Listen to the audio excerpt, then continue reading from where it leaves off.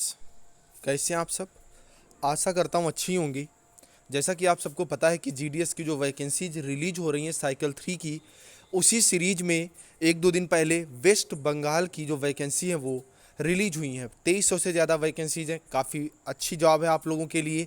आपको ज़रूर इसमें फॉर्म अप्लाई करना चाहिए। लेकिन जैसा कि आप सबने ट्रैक देखा था कि उत्तर प्रदेश, छत्तीसगढ़, झारखंड, राजस्थान या जो नॉर्थ इंडिया के स्टेट्स हैं उनको थोड़ा देख के इसमें फॉर्म डालना है।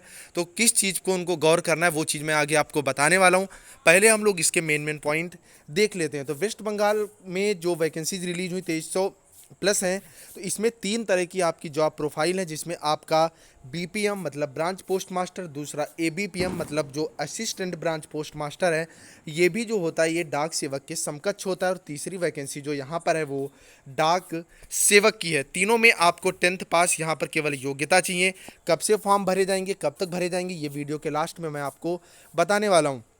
नेक्स्ट बात, अगर हम लोग सैलरी की करें तो इस जो जीडीएस सैलरी पे करता है एवरी सर्कल में, कहीं से भी अगर आप बिलोंग करते हो तो 2 टाइप से पे करता है। पहला 4 घंटे के स्लैब में और दूसरा 5 घंटे के स्लैब में। 4 घंटे के स्लैब में बीपीएम की सैलरी 12,000 और एबीपीएम या डाक सेवक की जो सैलरी है वो सेम है, 10,000 रुपये के आसपास है। वहीं अगर बात बीपीएम की 5 घंटे के स्लैब में करोगे तो 10,500 रुपये यहाँ पर सैलरी मिलती है। और एबीपीएम डाक सेवक की जो सैलरी है वो यहाँ पर 12,000 रुपये आपको मिल जाती है, जिसमें समय समय पर इंक्रीजमेंट होता रहता है। इसके अलावा जो आपके मतलब ऑफिस से ही एग्ज़ाम होते हैं, ठीक है, तो वो एग्ज़ाम भी आप दे सकते हैं। उनका क्या प्रोसेस होता है उसका वीडियो मैंने ऊपर आई बटन पर लगा दिया है। नेक्स्ट अगर आप बात एलिजिबिलिटी की करेंगे तो 20 जुलाई से यहाँ पर एलिजिबिलिटी काउंट होगी। 20 जुलाई को आप 18 साल के हो चुके हो और 40 साल की उम्र आपने पूरी ना करी हो तो आप इसमें फॉर्म अप्लाई कर सकते हैं। इसके अलावा SC ST को 5 साल, OBC को 3 साल और PWD कैटेगरी को अलग अलग एज रिलैक्सेशन भी कैटेगरी वाइज यहाँ पर प्रोवाइड किया जाता है। तो ये चीज़ आप लोग ज़रूर ध्यान रखिएगा। नेक्स्ट सबसे बड़ी बात, अगर एजुकेशनल क्वालिफिकेशन की आप करोगे तो आप 10th पास होने चाहिए, चाहे आप स्टेट गवर्नमेंट से पास हो या यूनियन टेरिटरी से पास हो या आप केंद्र सरकार के द्वारा जो स्कूल्स खोले जाते हैं जिन्हें आप केंद्रीय विद्यालय बोलते हैं, वहाँ से आपको 10th पास होना कंपलसरी है। यार आप चैनल पर नए हो तो चैनल को सब्सक्राइब जरूर कर लो, क्योंकि जीडीएस का मोस्ट सर्टिफाइड चैनल है। यहाँ पर सारी ऑथेंटिक अपडेट समय समय पर आपको जीडीएस की मिलती रहती है। तो चैनल को सब्सक्राइब करना आप लोग बिल्कुल मत भूलिएगा, वरना आपको चीज़ें समय समय पर नहीं मिल पाएंगी। अब बात कर लेते हैं कि नॉर्थ ईस्ट जो इंडिया के जो स्टूडेंट्स हैं उनको ये वीडियो क्यों देखनी चाहिए।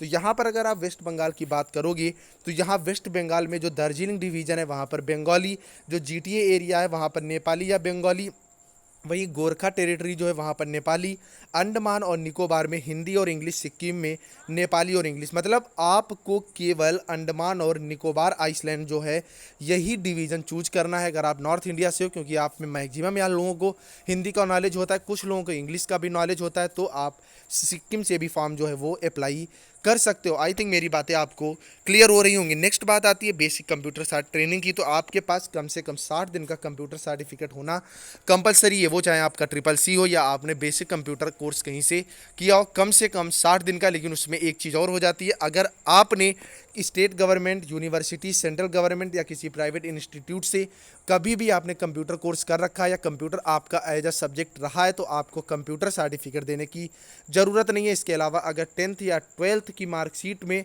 मतलब अगर आपने कंप्यूटर एज अ सब्जेक्ट ले रखा था तब भी आपको कंप्यूटर सर्टिफिकेट की ज़रूरत यहाँ पर नहीं पड़ती है। नेक्स्ट अगर बात आप रेजिडेंस की करोगे तो ये बात की बात है आपके सिलेक्शन के बाद की कि कहाँ पर आपको रूम लेना है, किस तरह से जो लाइटिंग की सफाई जो चीज़ें हैं वो होनी चाहिए। इसके अलावा साइकिल चलाना आपको आना कंपलसरी है, क्योंकि इसमें आप लोग ध्यान रखिएगा, यस ही करिएगा, नो मत करिएगा, क्योंकि अगर आपको साइकिल नहीं चलानी आती तो आप जीडीएस में जॉब जो है आपके करने का कोई उद्देश्य नहीं रहेगा। नेक्स्ट यहाँ पर फर्निशिंग ऑफ सिक्योरिटी, तो लमसम 1 लाख रुपये यहाँ पर सिक्योरिटी की डिमांड की जाती है। डिमांड क्या, ये आपको सबमिट ही करनी होती है, आपके नाम बॉन्ड बनता है और वो परमानेंट जब तक आप जॉब करते हो आपका चलता रहता है। लास्ट में इस पर पैसा मिल जाता है, जिसमें कोई भी ब्याज गवर्नमेंट की तरफ से आपको देय नहीं होता है। इसके अलावा अगर आप चीज़ें यहाँ पर देखोगे क्या क्या आपके पास सर्टिफिकेट होने चाहिए, किस तरह की कैटेगरी में यहाँ पर पोस्ट हैं, जो चीज़ें हैं वो आपको यहाँ पर दिखाई गई हैं। नेक्स्ट बात अगर आप करोगे यहाँ पर फीस कितनी है, तो UR OBC EWS मेन ट्रांसमेन इनको सबको 100 रुपये फीस देनी है। इसके अलावा जो अदर हैं फीमेल्स वगैरह और भी जितनी भी कास्ट हैं SC ST वगैरह उनको यहाँ पर कोई भी फीस नहीं देनी है। तो आप अगर जनरल कैटेगरी से हो तभी आपको यहाँ पर फीस जो है वो कटवानी होगी।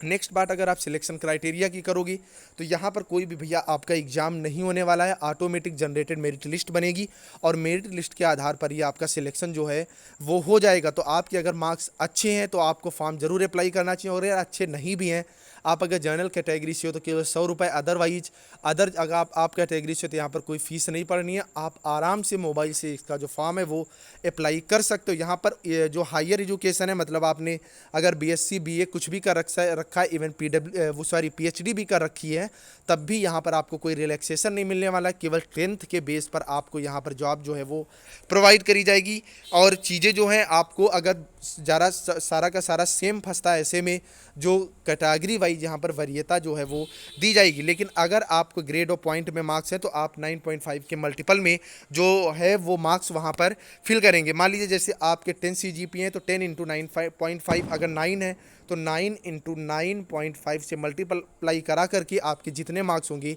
वो वहाँ पर आप फिल करेंगे। अगला वीडियो आपको जो है वो प्रीवियस ईयर कट ऑफ पर डिटेल से मिल जाएगा, तो आप लोग तब तक चैनल को सब्सक्राइब करके जरूर रख लें। इसके अलावा साइकिल नोटिफिकेशन में ये होता है, देखिए साइकिल का मतलब मैं बता देता हूँ वरना आप सब में डाउट रहता है। साइकिल का मतलब ये होता है, जैसे मान लो जैसे आप एसएससी की जॉब ले लो, तो एसएससी की जॉब क्या होता है, ईयरली आती है, इस साल आई, अगले साल आई, 2019 20 21 22 23 24। लेकिन अगर बात आप जीडीएस की करोगे तो जीडीएस में साइकिल वाइज चीज़ें चलती हैं। जब पहली बार जॉब आई थी तो इसे साइकिल फर्स्ट बोलते हैं। एक साइकिल में जितने भी यूनियन टेरिटरी हैं, इसके अलावा जितने भी स्टेट हैं, सारा का सारा जो है वो कवर किया जाता है। मतलब हर जगह पे जो वैकेंसीज रिलीज होती हैं, तो साइकिल 3 में अब यूपी राजस्थान वगैरह की वैकेंसी आने को बची हैं, जो कि जल्दी से जल्दी रिलीज हो जाएंगी। कब रिलीज होंगी वो चीज़ें आपको आगे पता चलती रहेंगी। इसके अलावा आपको अप्लाई किस तरह से करना है तो चीज़ें आप खुद देख रहे हो। इसके अलावा आपके पास फीस पेमेंट में बात करोगे तो 100 रुपये जो है यहाँ पर फीस है। अगली बात अब हम लोग मेन कर लेते हैं कि जो फॉर्म है वो कब से यहाँ पर भरे जाएंगे। तो रजिस्ट्रेशन और फी सबमिशन का जो फॉर्म भरने की डेट है वो 20 जुलाई 2021 है।